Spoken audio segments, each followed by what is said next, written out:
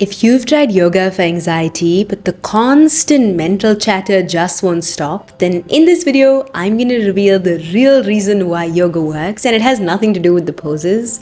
I've watched hundreds of students invest in the most expensive studio memberships, buy the most expensive mats, and study under the best teachers in the world.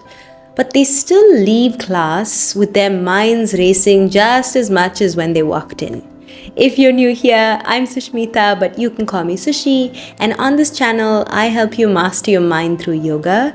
And I grew up surrounded by yoga and spirituality in India, and I learned something that the Western studios never quite teach, which is that yoga isn't about stringing together some cool poses into a flow.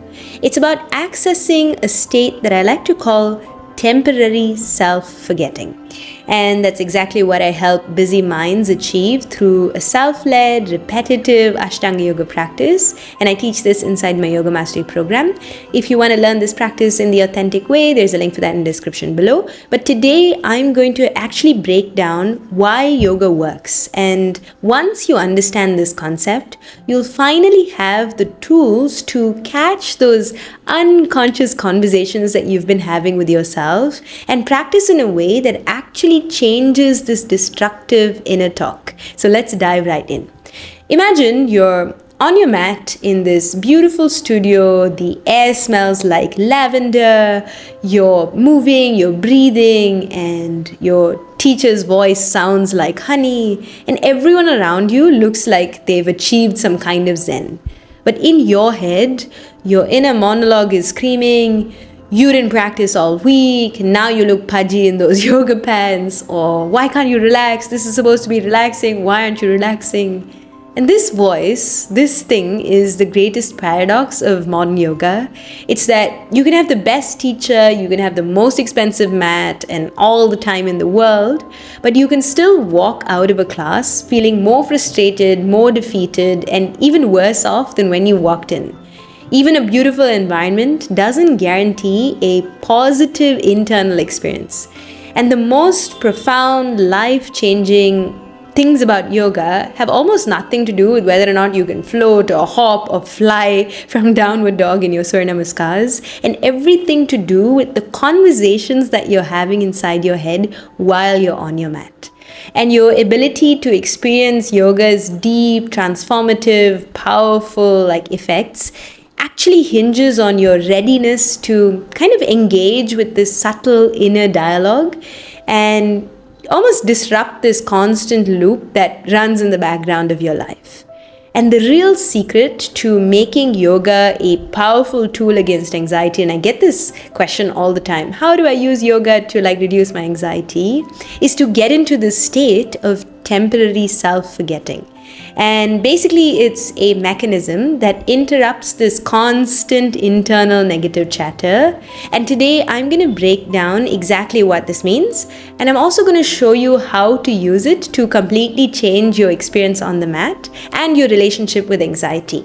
So, what's the one thing that you need to change if it's not your teacher and it's not your mat? The one thing that you need to change is your relationship to the practice by experiencing this kind of temporary self-forgetting. Because you see, our whole culture is in fact built on this idea of self-improvement.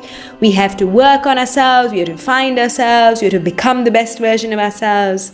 But what if the path to true peace, lasting peace, isn't about building a better self, but in a way, it's about forgetting yourself, even if it's just for 60 minutes, and getting a break from that ego. Because this temporary self-forgetting, this thing that I'm talking about, is actually just giving yourself a break from the vrittis, this constant mental chatter, and it allows those vrittis to finally go quiet when you have this temporary break from the mental noise, from the to-do list, from the insecurities, from all the things that you have to do.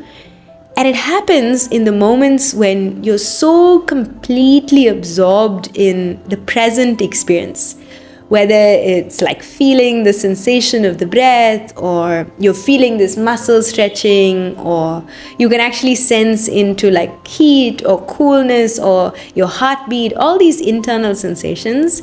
In these moments, when you're actually involved in your body's experience, the inner critic, that annoying thing on your shoulder that's telling you you're not good enough, that can't possibly take center stage and grab the mic and like have some more airtime, because the sensations are playing out, as it were.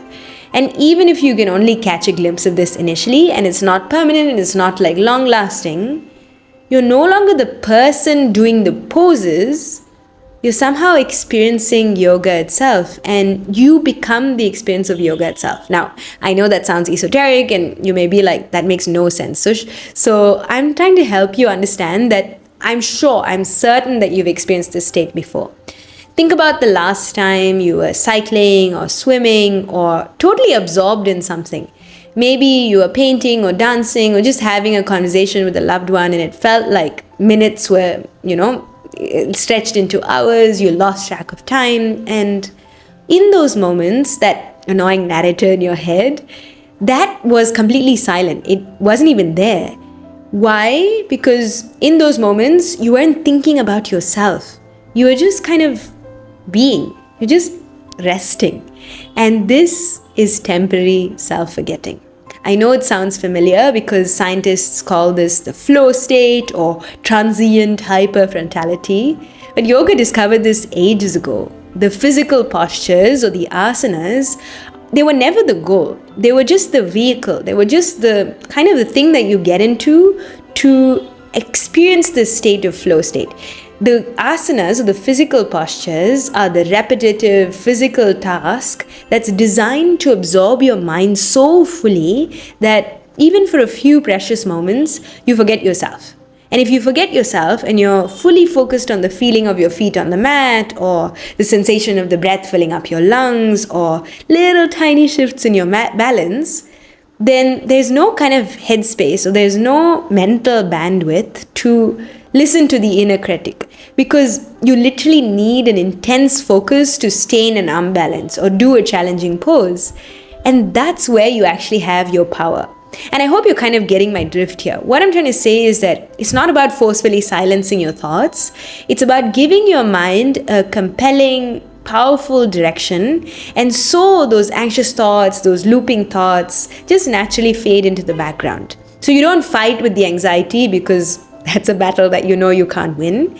You're just kind of redirecting your attention. And so by focusing on these physical sensations, the rhythm of your breath, your feeling of the feet, you're actively rerouting your brain's resources. You're pulling your attention away from those automatic negative thought patterns, and you're anchoring it into this physical experience. And when you do this, it's as if you're creating some space. You're creating a space between you, the observer, and the thoughts themselves that come as clouds.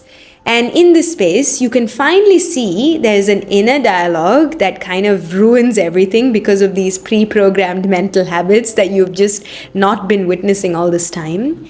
And by doing this exercise, by seeing yourself as the observer and the thoughts as the things that pass, you can almost catch the inner critic before it hijacks your mood and your whole entire experience on the mat, and next thing you know, you're rolling up your mat and leaving. So what you can do in that little bit of a pause is that you have access to interoception. I know it's a fancy word and I keep throwing around fancy words, so please excuse me, but it's your body's ability to sense your internal state. And anxiety, and I know we're all familiar with it, can create this hyper-vigilant, kind of always aware state, and it creates this fearful relationship with any signal. So, for example, if your heartbeat is increased because you're doing Surya Namaskar B twice as fast, then basically what tends to happen is that it immediately interprets it as danger, and it leads to panic in the system.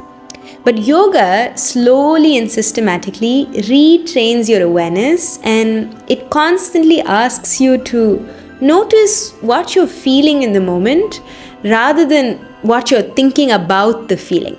So then you invite this sense of curiosity instead of fear, and then you're building you're building a safer relationship with your own body. And this is how it works. It takes time. You don't have to go into all of that, nuance. All you need to know is that when you get lost in a yoga practice, you're not just distracting yourself, you're literally actively rewiring your stress response, and you're strengthening your emotional regulation centers. And this is where it trains your ability to live in your body more freely, with more safety and with more awareness, and you're in touch with it in a way. So there is a profound science behind it, and that's why I keep saying, tap into those moments of temporary self-forgetting, and that is literally the most powerful thing you can do for your anxiety. Because for me, this was such a massive shift, I cannot tell you, because I went from being in warrior pose and thinking, oh my gosh, am I doing this right? Do I look fine? To, am I actually able to notice the strength in my legs, even if it's just for 5 breaths? Am I able to feel from armpit to armpit, my fingers going away? And moving from how does this look to how does this feel, I knew that when I made that shift, I was moving in the right direction and I was moving closer towards the goal of yoga. But you see, the trouble is when we go to a modern vinyasa class, it's so fast-paced, it's so you're moving from one pose to the other without even 5 breaths in between, that you just end up being in a performance mode and following the teacher rather than allowing 5 breaths. And that's where a practice like Ashtanga really still holds value, because it's only when you do the same sequence, you know the poses by heart, nothing is new or unsafe for your system, that you can finally tap into this state of temporary self-forgetting. And I teach this inside my Yoga Mastery program, that it takes about 6 weeks for people to be able to actually practice on their own. But if the goal for you is to find freedom from anxiety, then you can't be bringing this extroverted, fancy pose mindset into your yoga practice. If you're doing it purely for anxiety and purely for your mind, you should definitely try a practice like Ashtanga, because when you do this temporary self-forgetting, you're not just erasing yourself or forgetting yourself or dumbing yourself down in any way.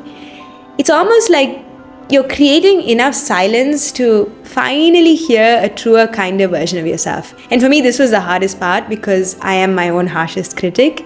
And over time, it became a practice of just returning to the breath and choosing sensation over thought. And it became habitual. I don't know exactly when that shift happened, but the kinder, softer voice then began to follow me off the mat and into my daily life. It transformed my relationships, it transformed the way I work, it transformed everything. But I think most importantly, what it did was it transformed my relationship to myself, because it changed the inner conversations. So wait, let's circle back to where we started, because I don't want to lose the thread. It's that feeling frustrated in a yoga class that was supposed to help. It's not your fault, and I hope you can see that it's about the inner conversations that you're having with yourself.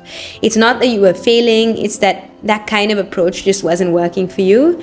And what you were doing is you were focusing on the external shell of the practice rather than the internal pearl, which is the state of present moment, complete absorption. And if you take away one thing from this entire video, and I know you've sat through a lot, it's that you have the power to change your experience. The secret isn't in a better teacher or a more beautiful studio. The secret is in actually changing your inner goal. So the next time you step on your mat, instead of telling yourself you're going to practice full primary series, just focus on finding one moment of temporary self-forgetting. Just one breath where the inner narrator just goes silent and you're simply able to be there and feel free just living in your own body, man. Because that moment is a victory. That moment for me feels like a seed. And if you can practice finding it in the mat for 60 minutes, then you'll notice how that ripples out into the rest of your life, because your nervous system is kind of primed, and it's primed to be ruled less by fear and more by you deciding. So whenever you feel anxious during the day, you have that memory of how to return to the breath, how to feel sensations, how to anchor into the present moment. And then the storm will pass and you'll come out of it, and you'll know that you have the tools. And I promise you, this doesn't happen once. So if you get on the mat tomorrow and you just focus on a sensation, it doesn't work. Even on the mat, I promise you, it takes like 60 to 90 minutes sometimes for you to actually experience this. And that's why it's a practice. It's not just a one-time quick fix. And some days it'll be easier, other days it'll be really hard. But on those hard days, you'll know that the practice isn't to like stop thinking or to fight the anxiety. It's simply to not get swept away completely, and ultimately just to be kind to yourself. You know what I'm saying? So thank you so much for sharing your time with me today. By the way, if you're struggling to practice at home alone and going to a studio makes you anxious, there's a link in the description below. I'm not going to try and get you to join an online group class with like 10 different time slots because I want you to practice on your own. I'm going to teach you how to fit yoga into your busy schedule, and I'm going to teach you this authentic Ashtanga practice even amidst a chaotic life. So if this resonates with you, book that free assessment call with me and we can chat and see if you're a good fit for the program. There's absolutely no pressure to click. I'm just glad you watched this video till the very end, and it only takes a second to hit the subscribe button and also that little notification bell, ding ding, because it makes a huge difference to me, and it also helps get this content to more people who might be struggling and feeling the same way, and they might just find this useful. And your support also helps us keep creating these videos for free and also create content that goes beyond the surface of just teaching you 5-minute yoga drills, but actually helps you realize the transformative power of these practices. So I hope you have a lovely day ahead, and I look forward to seeing you in the next one.